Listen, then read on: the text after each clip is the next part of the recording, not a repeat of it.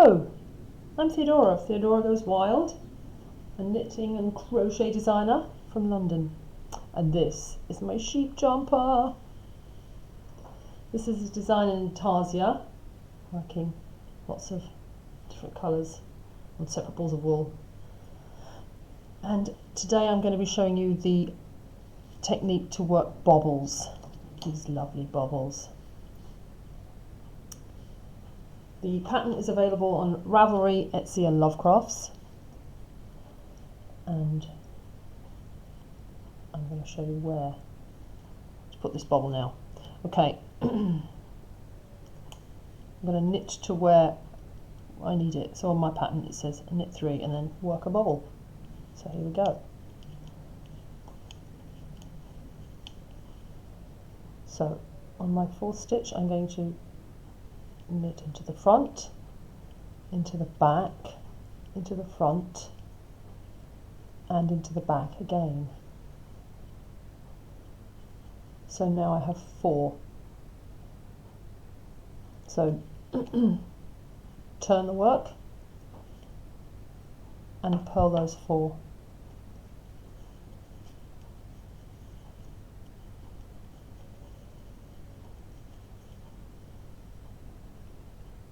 Turn it again and knit 4. You can see a pattern here, huh?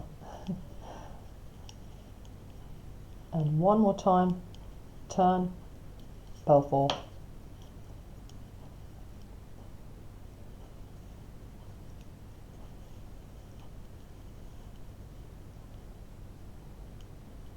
Okay, and there we have our bobble taking form. Little bobbly thing.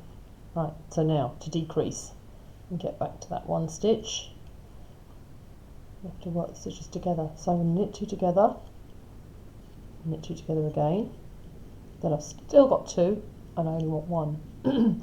So now I'm going to pull that 2nd stitch over the 1st, casting it off really, and now I'm back to 1 and I have a bobble. So let's knit to the end and see what it looks like. And I'll purl back and we'll see as well.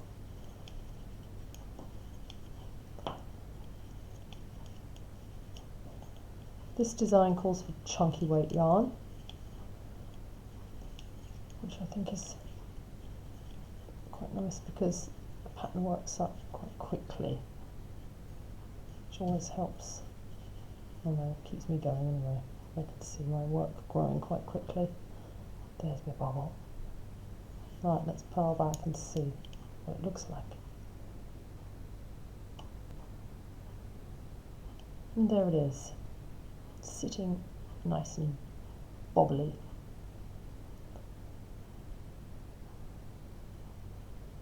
Let's work another one. As with all bobbles, there are little gaps at the side. So I have a technique to close that gap if you'd like to. So let's work another one. I'll show you how to close that gap. Okay, let's work one on this stitch. Front, back, front and back again. Got 4. Let's turn, purl those 4 again.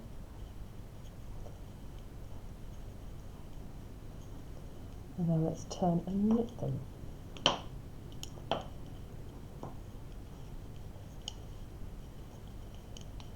And one more time, purling.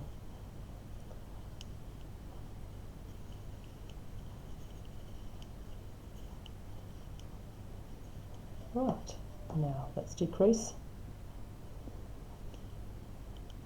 We're going to knit 2 together twice, and then I'm going to pass that 2nd stitch over the 1st, casting it off, so we're back to 1 stitch. So to close that gap on this side, all I do is I lift a loop from the side of the bobble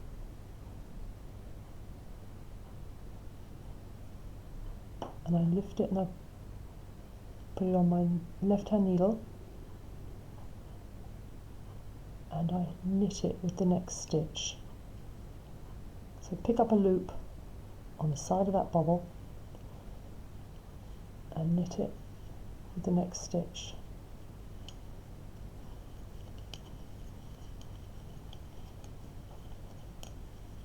Let's go back and close up that gap on the purl side.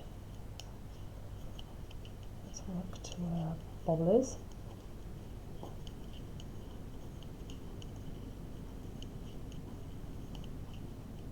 It is. Not quite. Here it is. So yeah, you can see I've closed that up a bit. So let's purl the bobble. Now we've got this open end, this side, and we do exactly the same, but we just purl it.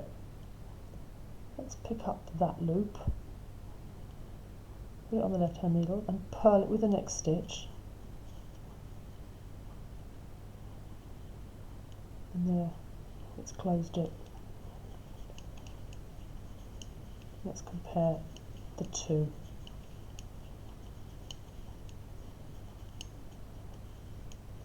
You don't have to do that. It's another thing to think of when you're doing all the colour changes. But at least this whole piece is all in pink.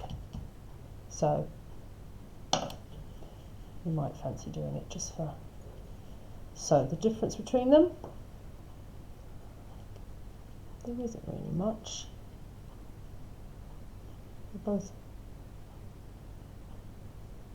little bobbles, but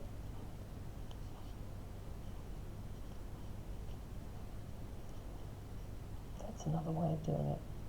Right, so now you've seen how to knit it in.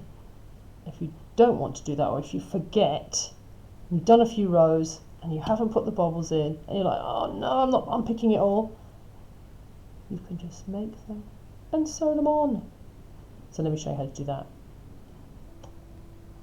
Okay, let's work a bobble separately to be sewn on afterwards.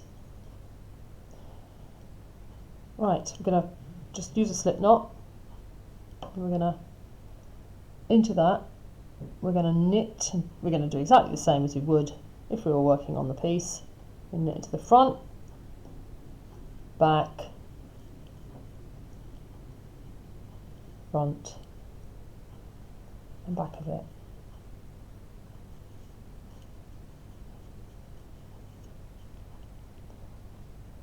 There we go. Make sure that slip knot's kind of loose. Now we're going to purl those 4.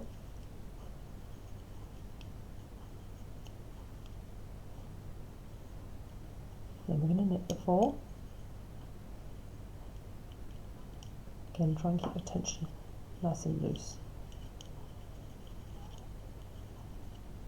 Purl 4 again.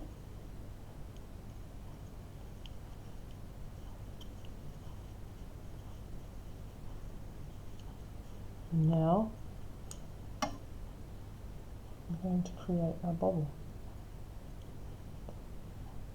Knit 2 together, knit 2 together again,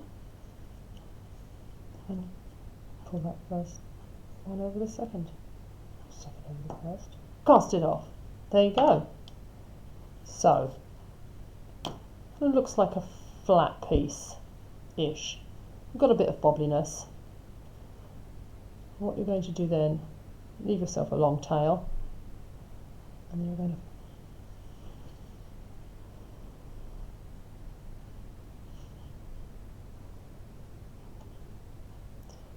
we're going to cut the end, leaving a tail.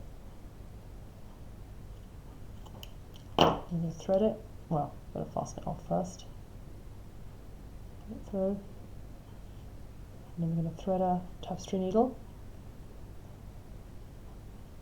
and gather it and sew it to our jumper. Now you can run a little gathering stitch around a few of the stitches first, just to pull them in. and then sew to the right side of it. That one there, maybe? Yep. And then up to the top. So I've gathered it into a bobble, and now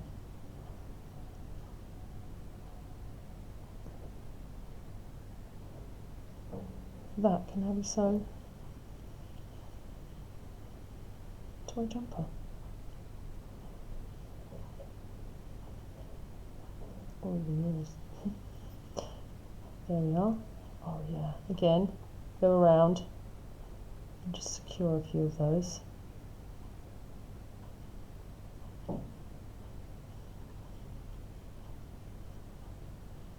See there, and then that stands out beautifully.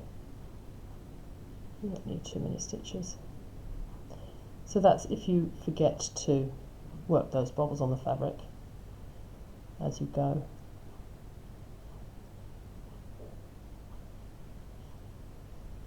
Okay, and you just weave in your ends on the other side, and you have an applied bobble and the knitted in ones. I hope that's been of help, and I look forward to seeing a few more sheep jumpers. I'm on Instagram, Theodora Goes Wild, and the pattern is for sale on Etsy, Ravelry and Lovecrafts. Thanks for watching, and I'm Theodora. Bye!